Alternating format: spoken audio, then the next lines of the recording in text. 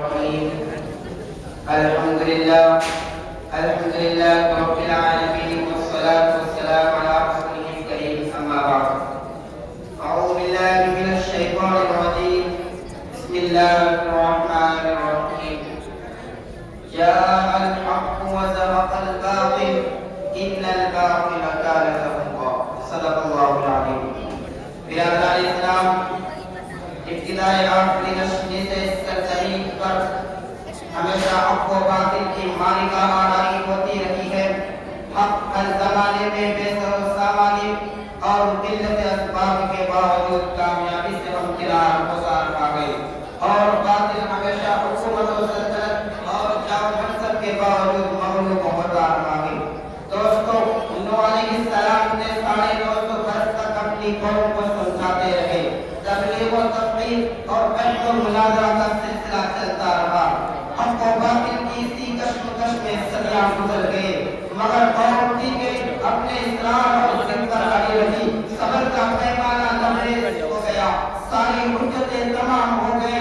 بلاخر نوح علیہ السلام نے بارگاہ الہی میں جا کر اپنے ہاتھوں کو اٹھا کر کہا، رب لا تذر علی الارض من الکافرین دیارا. سب کے سب دوبارے نوح میں غرق ہو گئے. آج حماقت کئی آدمی و قومیں جو دنیاوی زندگی پر مغرور ہو کر تکبر و تجبر کی نمائش کے لیے پہاڑوں کو تراش کر بڑے شوق سے اونچے اونچے مینارے اور مسجد و مرکز و مزین عمارتیں بناتے تھے. انہوں نے اپنے اس دھوکے میں ڈال رکھا تھا کہ یہ یادگاریں اور پختہ عمارتیں کبھی بھی برباد نہ ہوگی.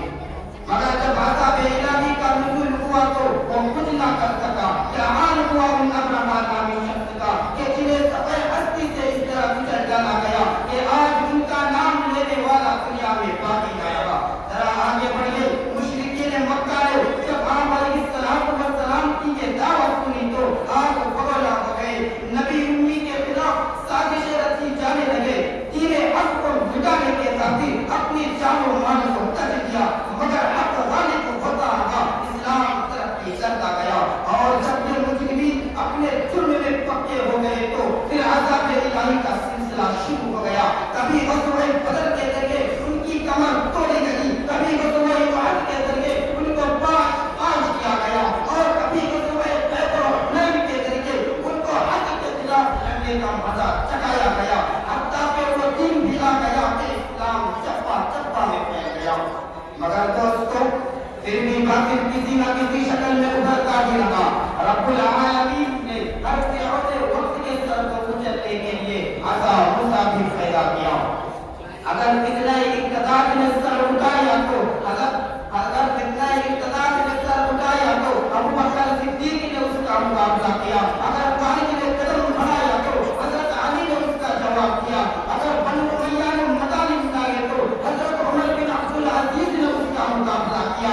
اگر صلیبی جنگ کا معاملہ آیا تو صلاح الدین ایوبی میدان میں غالب تھے. اگر مسیحیت نے پلٹنا شروع کیا تو مولانا محمد علی مجیری نے چڑھتے اتار پھینکا. اگر مرزائیت و قادیانیت نے جنم دیا تو عطا اللہ شاہ بخاری، علامہ انور شاہ کشمیری نے ان کے چھکے چھڑا دیے. اور اگر برطانوی سامراج سے مقابلہ کا وقت آیا تو شاہ عبد العزیز سلطان کی کشگی بانی دار علوم دیوبند مولانا محمد قاسم نانوتوی سرفقط میدان میں کود پڑے. آپ پچھلی داستانیں پڑھ کر دیکھ لیجئے. اسلام کے روشن چراغ کو گل کرنے کے لیے کتنے فرعون وقت نے جنم لیا، لیکن کل جو پیغام تھا آج بھی وہی پیغام ہے. نورے خدا میں کفر کی حرکت پہ غلطل، نورے خدا میں کفر کی حرکت پہ غلطل. اوپر سے یہ چراغ بجھایا نہ جائے گا. لیکن دوستو، آج امت مسلمہ ایک نازک دور سے گزر رہی ہے.